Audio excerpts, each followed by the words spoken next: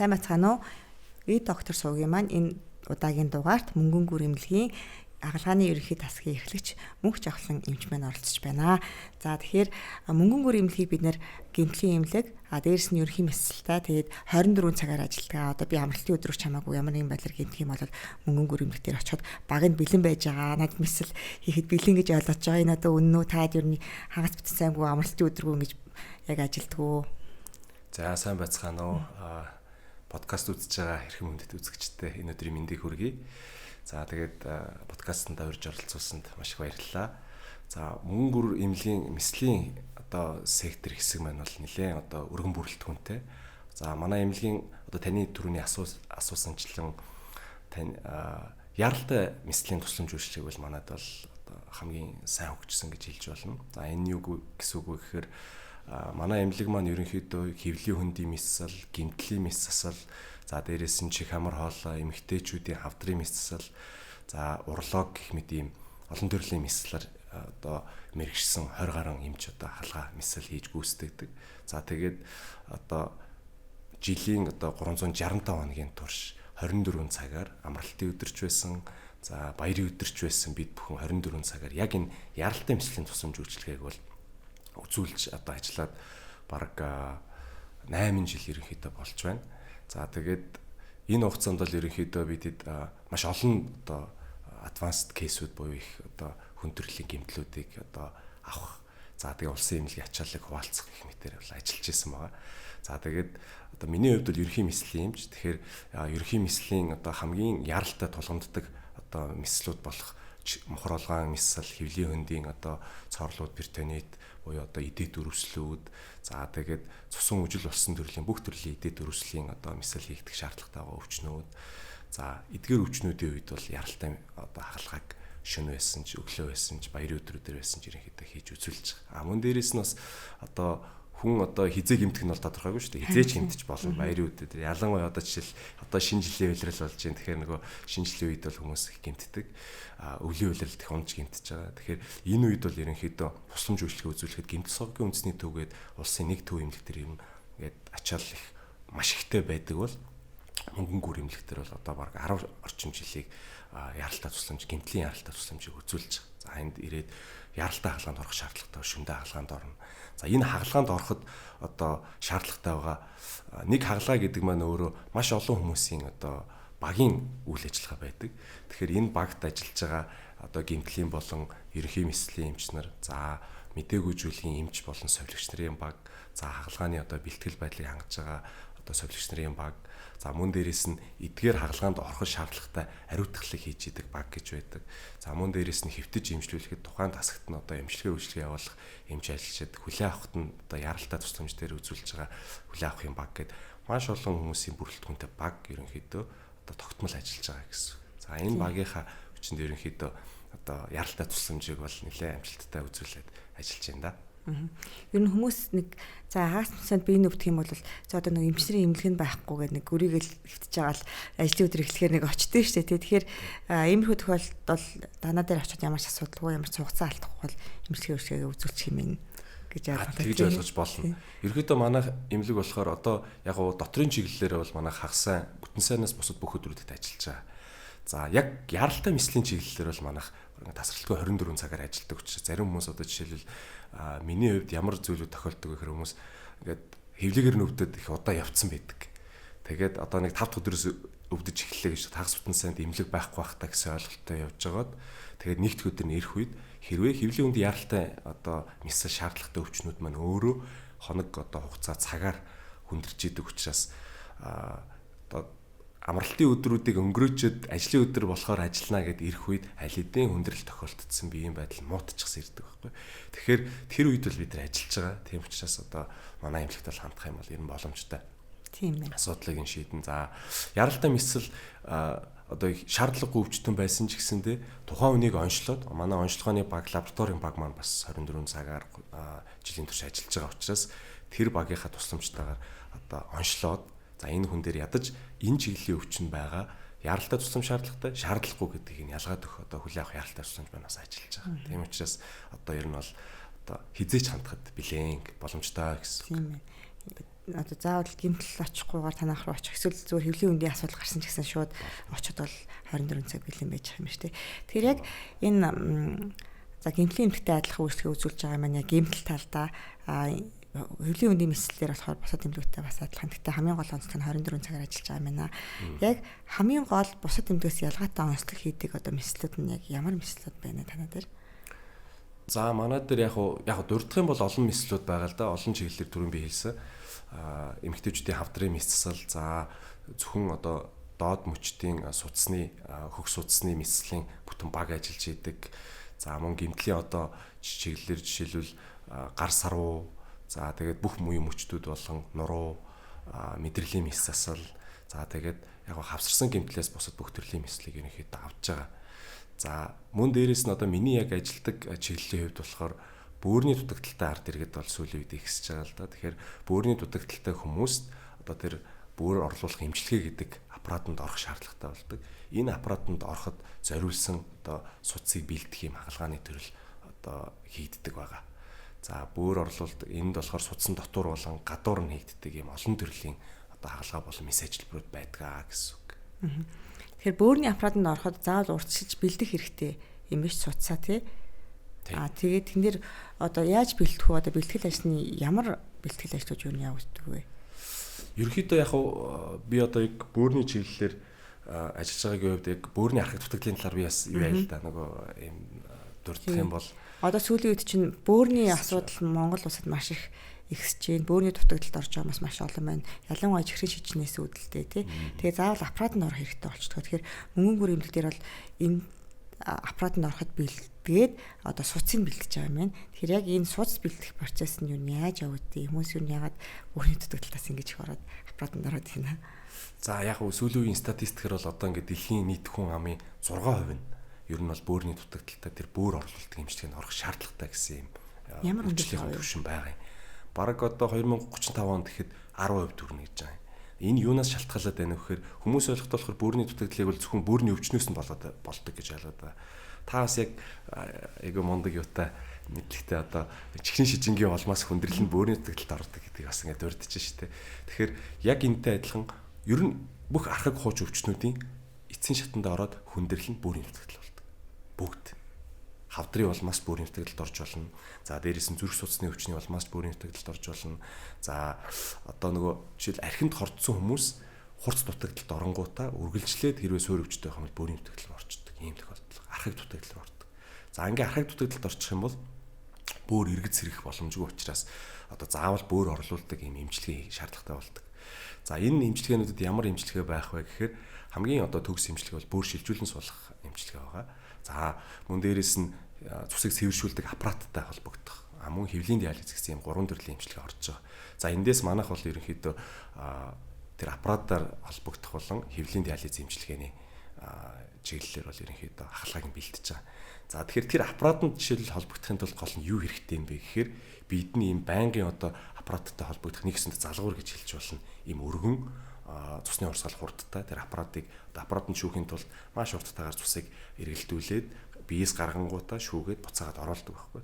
Тэгэхээр тийм аппаратны хурдыг дийлхүүц ийм судас өнгөц байралтай хан одоо тэр ачааллыг даах үс хэмжээний ийм судас хэрэгтэй гэсэн. Гэхдээ хүнд бол тийм судас байхгүй.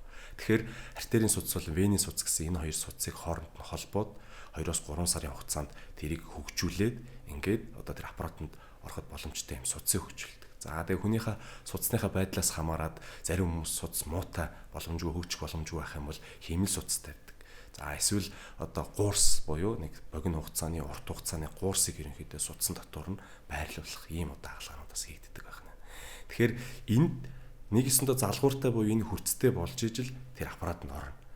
Хичнээн нөгөө эмчилгээнд байгаад байгаа боловч энэ одоо бэлтгэл ажил байхгүй бол болтгүй байна. Тэгэхээр бөөрийн дутагдалд одоо архаг дутагдалд орж эхлээд 3 дугаар үе шатнаасаа дээшээ болоод ирэх үед хүмүүс энэ эртнээс одоо диализын буюу бөөрийн нэмчнэр маань одоо бэлдээд хүнээ тавиланг нь одоо тодорхойлж байгаа учраас бэлдээд энэ хаалгаанд оруулаад тэгээд аппаратанд орох үз хэмжээний бөөрийн үйл ажиллагаанд буурах үед нь аппаратанд оруулаад ингээд явдаг. Тэгэхээр одоо энэ чиглэлийн хаалгаанууд бол сүүлийн үед бол бас энэ манай дээр ерөнхийдөө 2018 оноос хойш хийгдэж байгаа. За тэгээд сүүлийн үед бол улам ихсэж байгаа. Энэ юутай холбоотой гэвэл бас өвчлөлттэй холбоотой байна. Ковидын дараах автоимmun өвчлөл, халдвар тус өвчин, чихрийн шижин энэ бүх өвчнүүдийн угаасаа сүүлийн эцсийн төгсгөлийн шат нь өөрийн нутагтлаар хүндэрдэг учраас одоо энэ хагалгаанууд ер нь ихсэж байна да. Тийм ээ. Бид нар чинь ер нь бол тэр бусад бүх өвчний хүндрэл бөөрийн дутагдлаар ордог гэдгийг ерөөсөө мэддэггүй явдаг юм байна шүү дээ.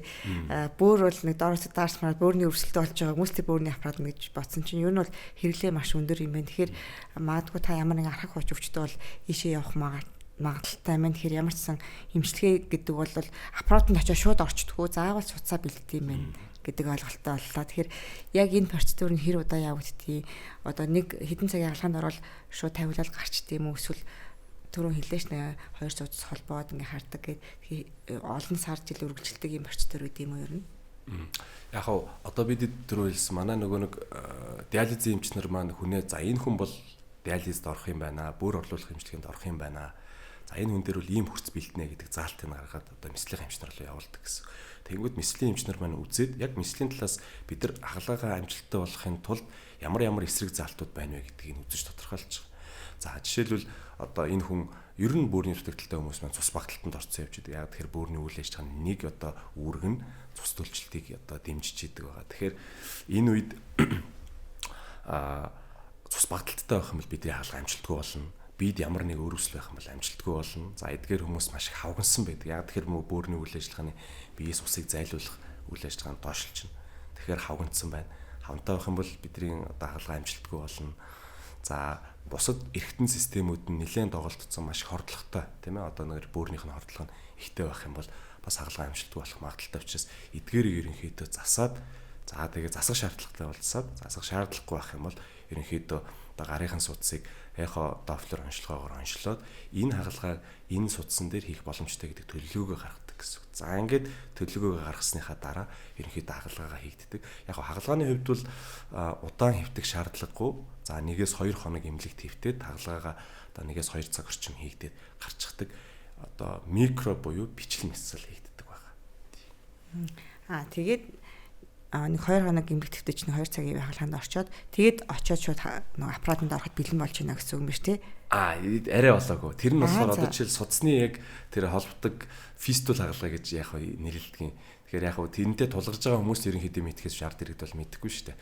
Тэгэхээр энэ фистул хагалгаа гэдгийг бол өөрийн судсыг юм хөгжүүлэх тодорхой хугацаа хэрэгтэй гэсэн хагалгааны дараа. За зарим хүмүүсийн судасныхаа байдал тэр цусны урсгалынхаа байдал гэдэг олон юмнаас хамаарат ерөнхийдөө Монгол хүндэл дунджаар сүүлд хийгдсэн судалгаагаар бол 45 хоногоос 60 хоногт хөгжиж байна гэсэн юм судалгаа гарсан. Тэгэхээр одоо 2 сарын хугацаанд бид нар хөгжүүлнэ гэсэн. Зарим хүмүүсийг 3 сар 4 сараар хөгжүүлэх тохиолдол байна. Эсвэл зарим хүмүүс төр одоо шат дараатай буюу зөвхөн нэг хагалгаа хийхгүй олон хагалгаа хийх тохиолдол байна. Нэг хагалгаагаа хийчихэд байрлалыг нь өөрчлөх эсвэл дотор талаас нь тэлж өргөн болгох ч гэдэг юм уу те. Иймэрхүү байдлаар шат дараатай хагалгаанууд хийх тохиолдлууд бас байдаг. Тэгэхээр ер нь тэр хагалгаагаа хийчихэд хөгжүүлнэ гэдгийг хүмүүс ойлгохгүй шууд нөгөө диализд орно гэж ойлгодог л да. Шууд диализд орох шаардлагатай буюу яралтай заалттай хүмүүс төр яадаг вэ гэхээр тэр богино хугацааны болон удаан хугацааны гуурсыг тавьдаг гэсэн. Төвийн венийн судсанд буюу зүрх рүү одоо гуурсны хөв зүрийг оруулаад ингээд гуурс тавьчихдаг. Тэр гуурсаараа байнга диализд ороод явна. Энэ хугацаанд ерөнхийдөө илүү удаан хугацааны тэр одоо бүр орлуулах эмчилгээний хурц буюу суцаа тавиулах боломжийг нь олгож байгаа нэг юм гуурс тавьдаг. Тэгээ энэ дээр бас нэг юм хэлмээр санагддаг л да. Юу вэ гэхээр яг хуу Монгол хүмүүсийн нөгөө өвчнөө хүлээн зөвшөөрөх байдал бол их өөр байдаг учраас эмчийн хэлж байгаад ер нь бас итгэвтэй бас нэг тиймэрхүү байдیں۔ Яаж мэдэгдэх вэ гэхээр энэ бөөрийн өвчлүүд яадаг вэ гэхээр яг бөөр өвдөж юм уу эсвэл айхтар тийм онц ноцтой өвдөлт шинж тэмдэг илэрх баг. Ер нь жоохон ядраал, хавгнаал иймэрхүү байдлаар явж байгаад шинжилгээ үед бол маш их хордлоготой байгаа нь ингээд гарч ирдэг. Тэгээд нэг хүндрэхээр одоо ухаалтч унаад одоо амин чухал эрхтнүүд нь бүр ингээд дарангуйлагдаад сэхийн амьдруулах эмчилгээнд орох хүртэл хэмжээнд муутаад ингээд ерөнхийдөө анх онцлогдох тохиолдол байж байгаа. Ихэнх одоо кейсүүд маань гэсэн. Тэгэхээр нөгөө эрт онцлогдсон хүмүүс маань ч гэсэндээ нөгөө бөөрийн аппаратанд орох юм бол би ерөнхийдөө хүн гэсэн юм ойлголттой байдаг учраас одоо өвчнөө хүлээн зөвшөөрөхгүйгээр удаан явдаг, уламжлалт эмчилгээгээр явдаг, янз бүрийн одоо магадгүй им тан болон сайн гэсэн юмнуудыг хэрэглэн, янз бүрийн одоо ургамлууд уун, За дээрээс нь бүр түүхэн янз бүрийн юмнууд хүртэл залхих иймэрхүү тохиолдлууд байна. Тэгээд иймэрхүү ингэж явсаар байгаад бүр хүндрээд одоо судасны хагалгыг бэлтгэх хугацаанаас өнгөрөөд яаралтай хагалгаанд орох учраас олон удаагийн тэр гуурс тавих, гарын судас тавих гэдэг энэ одоо хагалгаануудыг олон удаа хийх болчдөг л доо. Тэгэхээр тиймэрхүү тохиолдлууд байдаг. Тэгэхээр ард иргэдийн бас ойлгодог юмнуудыг бол нэлээд сайн тайлбарлаж хэрэгтэй болдог л доо. Хагалгаа хийхин тулд ер нь бол тэгээд өвчнөө хүлээн зөвшөөрөх процесс ерөнхийдөө явагдана гэсэн. За заримдаа яг одоо эдгээр хүмүүстэй ерөнхийдөө ажиллаж байхад яадаг вэ гэхээр нөгөө одоо бол хүмүүс хавдралуу их чиглэдэг штеп. За хавдар өвчин бол аимшигтай өвчин гэл. Гэтэл сүүлийн үед бол чимээгүй тахалдаг шиг энэ өөрөө бүх одоо архаг гож өвчнүүдийн хүндрэл болж байгаа бөөрийн дутагдал маань өөрөө бас их нэлээд аюулын харамгад илдэж байгаа гэж хэлж болно. Тэгээд эмчилгээ хийхэд бол доорож одоо судасаа бэлтгэхэд 2 сарын хугацаа гэдэг чинь нэлээд урт хугацаа шиг тий. Тэр талаар мэдлэгтэй байж ич эрт эмчтэй үзүүлэлт явахгүй бол нэгэнт одоо асуудалтай болчих юм бол тэр гуурсын удаа дахин тавина гэсэн үг тий. Тэр өөрөөр нь ингээд төлжүүлээ тэр судсыг холбогдсон байгаа. Тэр судсыг бол олон дахин хэрэглэж болно гэж ойлгож байна. Тий, ер нь бол дунджаар нэг 5 жил хүртэл хэрэглэдэг л тий. Сайн нэг судсаа тий. Гэхдээ тухайн нэг хүнийхээ байдлаас хамаарат диализ эмчилгээ маань өөрөө бас тэр судас руу ингээ хатгалт хийж гимтэж байгаа эмчилгээ байхгүй. Тэгэхээр ер нь 5 жил ажиллаад ерөнхийдөө судалгаагаар бол дараагийн дахиад судасны хагалгаа хийх шаардлагатай болно гэсэн. Тэгвэл бас хүмүүсийнхээ биеийн байдал, судасны байдал гэдээ олон юмнаас хамаарат энэ хагалгаа маань дахин давтан ойр орхийг идэх ус магадaltaй. Нөгөө нэг аппаратанд холбогдох юм бол тэрхүү аппаратанд орохгүй бол хордлогоосоо болоод амнаас ирсэнэ. Тэгэхээр аппаратанд холбогдохын тулд залгууртай байх хэрэгтэй. Тэр залгуур нь хэвийн ажиллагааг нь одоо хангахын тулд ямар нэгэн хүндрэл тохиолдох юм бол тухайн одоо судасныхаа мэслийн эмчтэй хандаал дахиад засуулаад яваад байдаг гэсэн. Судсан дотор засчулдаг, гаднаас нь засчулдаг. Янз бүрийн юм алга. Тэр яг өөрөө ч хэлсэнчлэн хүмүүс ер нь бол тэр бөөрийн аппаратанд ингээ ороод эхэлнэ гэдэг чинь за би ер нь ингээ насгүй болж байгаа юм байна. Ер нь ингээл өнгөрч байгаа юм байна л гэж ойлгох нь шүү дээ. Тэгэхээр яг энэ судсаа ингээд бэлдүүлээд энэ аппарат нь ингээд ороод явхад ер нь ингэж ороод ер нь хэдэн жил дээдлэн амьдэрт юм бэ? Ингээ насан туршдаа ингэж явах боломжтой юм уу? Одоо бол түрүүний миний дурдсан бөөр орлуулах эмчилгээний 3 арга байдаг гэд эдгээр 3 аргыг ерөнхийдөө хүн дээр ээлжлээд явдаг гэсэн үг. За бөөр шилжүүлэн суулгах боломжтой хүн байх юм бол бөөр шилжүүлэн суулгана. За боломжгүй хүн байх юм бол ер нь бол гемодиализ, цус сэвэршүүлэх эмчилгээ, хэвлийн диализ эмчилгээ аль нь тохиромжтой байдгийг сонгож өгöd явдаг гэсэн үг. За тэгэхээр хүмүүсийн ойлголт бол ерөнхийдөө диализийн аппаратанд ороод ирэхээр үхэн гэд ойлгоод байдаг. Гэтэл энэ маань өөрөө амь насыг аварж байгаа ерөнхийдөө юу. За яг манай эмнэлэг дээр одоо манай эмнэлэг дээр анх энэ хагалгааг хийж эхэлж нэвтрүүлсэн хүний гавьяат эмч Төмөр Баатар эмч байгаа. За улсын 1-р төв эмнэлэг дээр эртний шилжүүлэн суулгах төвийн бөөр шилжүүлэн суулгах одоо багийн зөвлөх эмчээр ажилладаг одоо мундаг гавьяат эмч байгаа. За түүний одоо хагалгааг хийж исэн 17 жил одоо нэг судсаараа шүү. Зөвхөн хагалгаа хийгээд тэр тухайн судсаараа одоо диализийн аппаратанд ороод явж байгаа 17 жил явсан хүн байгаа. Тэгээд 17 дахь жил дээрээ одоо юугаа судсаа солиулах. Яг судсан сольж байгаа. Тэгэхдээ тэр хүн 10-20 жилээр ерөнхийдөө диализийн аппаратанд ороод явж байгаа гэсэн үг байхгүй. За түрүүний би нэг дурддаггүй юм байгаа. Тэр нь юу вэ гэхээр бөөрийн өөрийн тийм одоо түүдгэн сэрийн өрөвсөл гэдэг юм өвчин бас байдаг л та. Энэ өвчний улмаас эсвэл бөөрийн уйлынхаа улмаас ерөнхийдөө хүмүүс бөөрийн архаг дутагдалд бас их ордیں۔ Хуучин бол ер нь бөөрийн архаг дутагдалд одоо илүү тэр бөөрийн түүдгэн сэрийн өрөвсөл уйлынхаа одоо хүндрэлээс болж ордог байсан бол сүүлийн жилүүдэд за чихрийн шийжин артерийн даралт хэсэг өвчин гэдэг нөгөө нэг халдвар тус өвчнүүдийн хүндрэлээр илүү их төлхөө одоо бөөрийн дутагдалд ордог болсон байна. За тэгээд тэр бөөрийн дутагдaltaй одоо ингээд орж байгаа юу маань бүр түүдгэн сэрийн өрөвслөөс одоо болоод орж байгаа хүмүүс маань бүр залуу наснаас эхэлдэг. Бүр 10 эдтэй 20 эдтэй гэсэн эхэлж байгаа. Тэгэхээр нөгөө одоо ингээ 20 жил 20 гаруй жил энэ төр орцсон хүмүүс бол байж байгаа явж байгаа юм бол. Тэгэхээр одоо маш сайн хяналттай за диализийн эмч, месаслын эмч, за өвчтөн маань, за түүнтэй холбоотой олон мэрэгжилтнүүд хамтраад тухайн хүнийг хянаад хяналт сайтай, эмчилгээ сайтай ингээд явах юм бол тухайн хүн яг хэвийн амьдралаараа олон жил амьдрах боломжтой. Тэгээд амьдралын чанар нь бас юм одоо хэвийн хүн шиг амьдрах боломжтой. Тэгэхгүй нөгөө яадаг вэ гэхээр архаг хууж өвчтэй хүмүүс маань амьдралын чанар муутай, өвдөлцөө өөрхтэй. За тэгээд одоо маш хэцүү хүнд амьдрдаг л да. Тэгээд сүүлийн одоо амьдралын жилүүд маш хэцүү хүнд амьдрдаг. Тэгэхээр энэ амьдралын чанар гэдэг маань өөрөө чухал учраас олон жил амьдрахаас гадна тухайн одоо олон жил амьдрахтаа чанартай амьдрах хэрэгтэй. Амьдрал нь утга учиртай тийм ээ. Тэгэхээр энэ амьдралын одоо чанартай байхыг олгож өгнө гэсэн үг. Энэ бөөрийн аппарат маань бас. Тэрний тулд тэр суцаа яг зөв бэлтгэх нь маш чухал ш. Нэг сайн бэлтчих юм бол одоо 17 жил яг нэг бэлдсэн суцаараа явж байгаа тохиолдол байна. За хэрвээ одоо нөгөө хүн маань яагалтаагаар мэсэлд орох болоод нөгөө гуурс тавиулаа гэж бодсон шүү дээ тий. Тэгэхээр тэр гуурсыг нь олж хүн нэг удаа хэрэглэдэг юм уу? Тэгээ ер нь бол яг гуурс маань бол нэг л удаа хэлэх. Гэхдээ одоо яг хүний биед суулгадаг юм имплантууд гэж байдаг шүү дээ. Одоо өвдөгний үеч гэдэг юм уу те. Одоо шүдний одоо имплантууд суулгадаг. За тархинд имплантууд суулгадаг, зүрхэнд имплантууд суулгадаг. Тэгэхээр яг энэтэй адилхан за тодорхой авах хүртэлх хугацаанд ерөнхийдөө хүний биед байрлах учраас нэлээд бас халдвар эрсдэл энэ төр өндөртэй байдаг л та. Тэгэхээр одоо яг юм хагалгааны төвшөнд одоо судсан доторх мэслийн хэмжээ энэ одоо хагалгааг хийх шаардлагатай болдог. За тэгээ нэг удаагийн юм одоо тусгай юм сетээр хийгээд тухайн одоо тэр гуурсанд ямар нэгэн эрсдэл тохиолдох юм бол дахиж авна. За тэгээд судсаа бэлтгэхэр болох юм бол бэлдэн. За бэлдэх боломжгүй бол дахин гуурсаа тавих байдлаар л нөгөө аппараттай л тасралтгүй л одоо залгууртай байх нөхцөлийг л бид нар хангана гэсэн. Тийм ээ. Тэгэхээр ер нь бол эртхэн бөөрийн асуудалтай эсвэл архаг хууч өвчтөй бол эртхэн эмчлүүлээд явж байгаа юм бол бүр ийм олон дахин удаагийн хаалганд орохгүйгээр шууд судсаа бэлдүүлээл аппаратанд авах бэлэн болох боломжтой юм шүү. Тэгэхээр манайхны ер нь гол асуудал бол ер нь дандаа нэг хугацааг нь тулгадаг те яарч сандраал. Тийм ээ. Тэгэхээр ер нь бол хяналтанд явах нь л айгүй чухал байгаад байна шүү. Тэгэхээр судасны гадуурх за саяныхыг болохоор би судасны доторх мэсэл гэж ойлгож байна зөв. Тэр чинь судасны гадуурх мэсэл юм уу? Одоо судасны гадуурх дотор гэдэг нь болохоор тэр судсан дотор нь одоо тэр гуурсыг байрлуулах ажиллабарыг хийж байгаа. За мөн дээрээс нь тухайн юм нөгөө бидний одоо залгуур гэдээ хэлээд байгаа судас маань ямар нэгэн байдлаар бөглөрч болно, нарийсл үүсэж болно. За эсвэл цүлхэн үүсэж болно. За энэ тохиолдлууд дээр бид нэр судсан дотор нь бас явуулаад тухайн одоо судсыг нь тэлэх, за нарийслыг нь тэлэх, бүлэнг нь авах гэх мэт юм ажил судсан дотор хийж байгаа.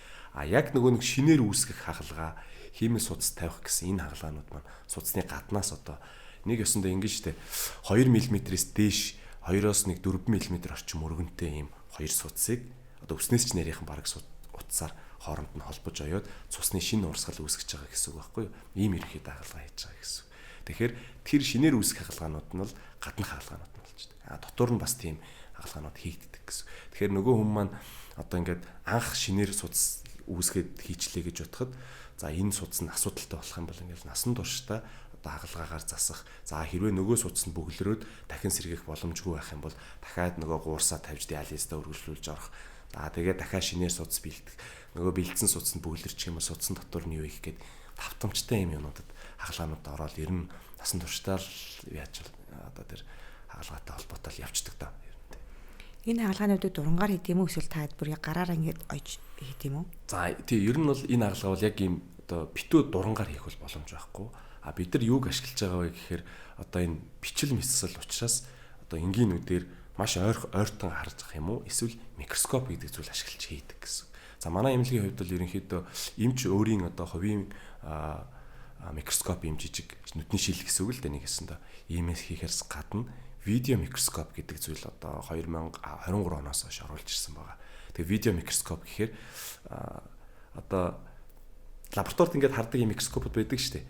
Яг тэрэн шиг юм микроскопоор харж хийх тохиолдол байгаа. Тэгэхгүйгээр дээрээс нь юм камер байрлуулад тэгээд дэлгэцэн дээр ерөнхийдөө нөгөө юу маань одоо 5 дахин томорч харагдана гэсэн. 5-аас 12 дахин томорч харагддаг. За энэ үед нь бид нар ингээд хагалгаа их юм шин технологи нэвтрүүлсэн байгаа. Одоо сүүлийн үед л түүгээр хийж байгаа гэсэн үг. Тэгэхээр бүр маш гарын нарийн мэдрэмжтэй хүний суцыг чинь холбож ойно гэдэг чинь тэгээ дээрэс нь өсөс нарийнхаа утсаар ойно гэхэр чинь тэр чинь ойдөг зүүнүүдээ тэрнээс нарийн байна гэсэн үг. Тэгээ тэрийг харахын тулд микроскоп ашиглаж хийхээсээр аргагүй. Тийм нарийн ингээ бариад ингээ ойно гэдэг бол тий бас нэлээд нарийн мэржлийн гарын нэлээд уур чадвар шаардсан ажил байх нь шүү дээ. Ямар мөнгө тий. Тэгэхээр хүмүүс за ойлголоо ер нь бол бөөрийн хүндрэлт бол маш олон төрлийн архаг өвчний улмаас ороод байгаа юм байна. Тэгэхээр манайхан дээр гардаг одоо нийтлэг алдаа хугацаа алдахаас гадна өөр ямар алдаанууд вэ? Хүмүүс одоо энэ байдалд орохгүй тулд ямар өрсөн сэргийлэх арга авч болох вэ? За яг ингээд энэ байдал бол тулгарсан хүмүүс бол ойлгомжтой ингээд диализ эмч болон те мэслийнхаа эмчтэй ч юм уулзаад асуудлаа шийдэж байна. Яг нийт ард иргэд ер нь яг юуг анхаарах хэрэгтэй юм бэхээр сүүлийн үед бол ер нь урьдчилан сэргийлэх шинжилгээнд хүмүүс их хамрагддаг болчихсон тийм ээ. Тэгэхээр ямар нэгэн байдлаар хүн 1-2 жил тутамдаа шинжилгээг өгөөд сурчсан баг би бол тэгж ойлгоод байгаа. Сурчсан учраас нийтлэг өгж байгаа нэг 2 шинжилгээ байгаа юм. За энэ дээр болохоор биохимийн цусны шинжилгээнд дээр за бөөрийн үйл ажиллагааг үздэг ийм шинжилгээ байдаг. За шээсний дэлгэрэнгүй шинжилгээ өгч байгаа. Энэ хоёр дээр ерөнхийдөө шээсний шинжилгээнд дээр ялангуяа шээсэнд уург алдалт. За цусны эсүүд хэвийн хэмжээнээс жоохон ахиу байх ч гэдэг юм уу. Уург алдалт гэсэн иймэрхүү зүйлүүд байх юм бол энэ маань өөрөө тэр бөөрийн өвчл эхлэх юм одоо тохио гэж хэлж болно. За мөн дээрэс нь одоо биохимийн шинжилгээнд дээр цуснд кератинин, мочвин, калькс, эрдцүүдийн солилцооны алдагдал гэдэг юм уу. Эдгээр зүйлийн өөрчлөлт байх юм бол анхаарах хэрэгтэй гэсэн. Энэ дээр юу анхаарах вэ гэхээр нөгөө нэг бөөрийн дутагдалд хүрэх гээд байгаа өвчнүүд байгаа юу гэдгийг мэднэ. Магадгүй одоо хамгийн түгээмэл нийтлэг байдаг өвчин бол чихшин шижин артерийн даралт гэсэн өвчин хоёр. Энэ хоёр бол яваад бас л хүндрэлнэ, бөөрийн дутагдлаар хүндрэнэ гэсэн. Ялангуяа чихшин шижин өвчний үед бол хүндрэнэ. За тэгэхээр энэ үед ямар арга хэмжээ авах вэ гэхээр хүмүүс болохоор бөөрөндөө зориулаад одоо нэг юм ууч гэдэг юм уу те тэгж боддог штэ. А гэтэл бөөрийг гол нь гимтэхгүй байх л чухал гэсэн үг. Ачаал өгөхгүй байх нь чухал гэсэн. За энд юу орж болох вэ гэхээр одоо жишээлбэл бөөрийг гимтээдэг одоо тэр автоиммун буюу өөрийн дархлааны өрөвслүүдийн улмаас гимтээж байгаа энэ хүчин зүйлийг багасгахын тулд ямар нэг халдварт өвчнөөс урьдчилан сэргийлэх хэрэгтэй. Ханиач ухна өрдөг бол вакцины инжуулалт хийлгэх. За тэгээд ханиаднаас сэргийлээд одоо юу маск зөгч гэдэг юм уу тийм ээ. Иймэрхүү байдлаар олон нийтийн газар явахдаа бас алдар хамгааллын дэглэмийг барих гэх мэтэр. За мөн дээрэс нь ямар нэгэн одоо ер нь амьдралын хэв маягийг бас өөрчлөх шаардлагатай болдог. Бөөрөнд ачаал өгөх юм эрдэсийн ачааллуудыг бас бууруулах хэрэгтэй болно. Давсныхаа хэрэглээг багасгах хэрэгтэй болно. За үндсэн өвчин буюу тэр яг одоо даралт ихсэж байгаа бол даралтыг бууруулад тэр бөөрийг очиж гимтэхгүй байх нөхцөлийг л хангана гэсэн. А хүмүүс ойлгохдоо түрүүний хэлсэн яг л ингээл бөөрөнд нь зориулаад им тариа тэрэнд зориулсан эсвэл бөөрлөг атга тариа хийж гэдэг юм уу те. Иймэрхүү байдлаар ойлгоод байдаг.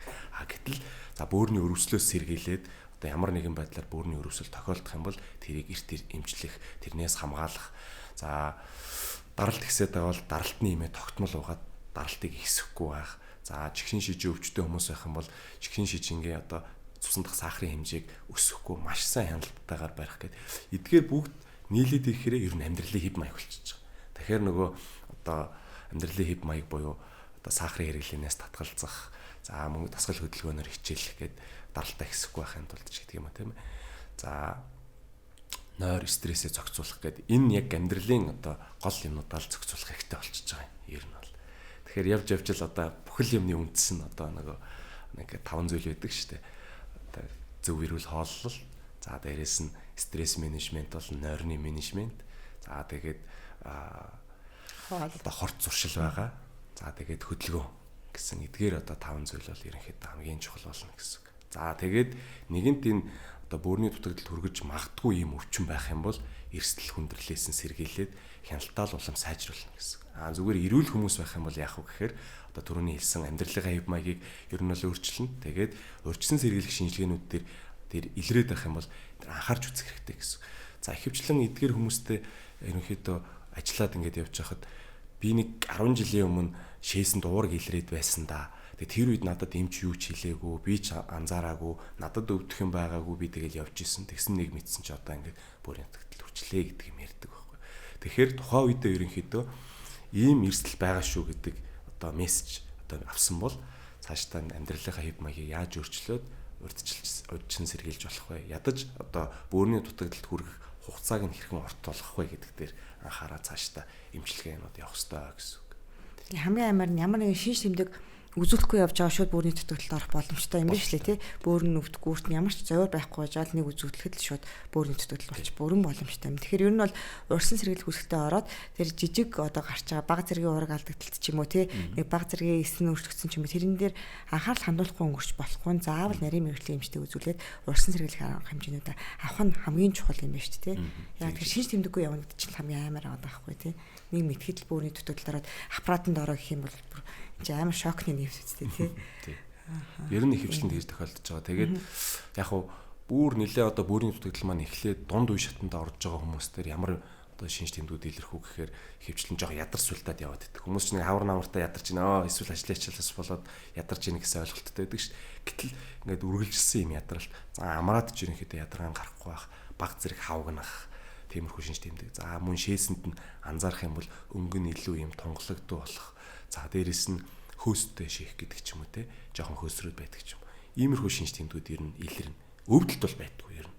Тэгээ өвдөлт байхгүй болохоор хүмүүс чинь нэмлэгт хандахгүй. Хүмүүс чинь энэ нуруугаар өвдөөдөө энэ бөөрл өвдөд ах шиг байна гэдэг чинь тэр чинь бөөрийн өвдөл биш юм уу? За тэр бол бас тустай ойлголт л доо. Жишээлбэл яг энэ бөөрийн өвдөж байгаа тохиолдолд бол бөөрийн эдээд өрөвсөл маягийн зүйл явагдана гэсэн. Өрөвсөл явагдана гэсэн. Тэгэхээр тэр өрөвслийн үед бол өвдөлт өгнө. Гэхдээ ихэвчлэн хүмүүст анзаарахаар бөөрийн өрөвсөл гэхээс илүү нурууны л өвдөлт байдаг та. Амьдралын хэв маягтай холбоотой нөгөө одоо суудлын мэдрэлүүд дарагдах ч гэдэг юм уу тийм нурууны диск булчин шангарал гэсэн холбоотой л өвдөлтүүд байдаг. Хүмүүс зөвхөн бөөр өвдөд байна гэсэн ялахгүй явах тохиолдлууд байна. Тэгэхээр ер нь одоо ямар нэг юм болох юм бол эмчид ерөнхийдөө хандаал одоо тэр яг үнэхээр бөөрийн өвдөлтөө нурууны өвдөлтөө за бөөрийн өвдөлт байлаа гэж бодоход өрөвслөөс болж гин үгүй гэдгийг яах хэрэгтэй. Ялгаа онцлуулах тэгээд эмчилгээ арга хэмжээ авах хэрэгтэй. Тэгээд яг энэ бөөрийн дутагдалд хүрэж байгаа тохиол бөөр бол өвдөж мэдэгдэхгүй. Ер нь мэдэгдэхгүй. Тийм ээ. Тэр чинь хамгийн аюултай юм байна. Тийм учраас жижиг шинжилгээнүүдийг ерөөсөө жил болгон өгч байгаа шинжилгээнүүд дээр маш анхааралтай хандах хэрэгтэй юм шүү дээ. Яг энэ бөөрийн чиглэлээр сүүлийн үед ажиллаж байгаагийн хувьд бол ялангуяа энэ маш олон статистик судалгаануудыг хараад үзэхээр одоо энэ өвчнүүдийн хүндрэл учраас дээрээс нь насжилт маш их болж байгаа тийм ээ. Ихсэж байгаа насжилт маань хүний дундаж насжилт маань ихсэж байгаа. За бөөрийн дутагдал бол ерөнхийдөө насжилтын өвчин гэж бас нэг тодорхойлолт бас байдаг. За 75-аас дээш настай хүмүүсийн 5 хүндэтмийн нэг нь бөөрийн дутагдaltaй. Тэгэхээр ерөнхийдөө явж идэг гэсэн үг дутагдaltaй байдаг. За тэгэхээр энэ өвчин жил ирэх тусам ихснэ. Хүндрэл болно. За тэгээд энэ чиглэлээр бол яг Монгол улсад ч гэсэндээ ерөнхийдөө бас хөгжүүлэл маш сайн явж байгаа. За ер нь бол би эрүүл мэндийн салбарыг бас ер нь улсын хөгжлөөсөө илүү төрүүлээд яваад байна гэж хардсан шүү дээ. Ер нь. За тэгэхээр ард иргэддээ ерөнхийдөө одоо эрүүл мэндийн боловсрол олгоод илүү урьдчилан сэргийлэх маань бас их олон янз байдаг. Анхдагч, хоёрдагч, гуравдагч гэдэг. Тэгэхээр илүү анхдагч болон бүр одоо хоёрдагч урьдчилан сэргийлэлтүүдийг л маш сайн илүү хөгжүүлж ийж одоо эдгээр өвчлүүдийг бид нар бууруулах, хүндрэлээ сэргийлэх, хүнийг чанартай амьдруулах, тэ урт наслуулах юм боломжтой байгаа. За тэр чиглэлээр бол манай Монголын эрүүл мэндийн салбар бол маш сайн хөгжиж байгаа. Тэгэхээр ард иргэддээ ерөнхийдөө хандаж хэлэхэд бол урьдчилан сэргийлэх шинжилгээндээ гол нь сайн хамрагдаарай. Эдгээр шинжилгээнүүдээс өөрчлөлт байх юм бол эмчийн зөвлөсний дагуу за эмч ямар нэгэн байдлаар за та жил тутамд байна уу, 6 сард байна уу, 2 жил тутамд байна уу, энийг үзүүлээрэй, энийг хянуулаарай, ийм хэлгээрэй гэд одоо зөвлөсөн бол тэрийг аль болох ерөнхийдөө дагаж мөртгийг хичээж байгаарай гэж хэлмээр байна. За маш их баярлалаа.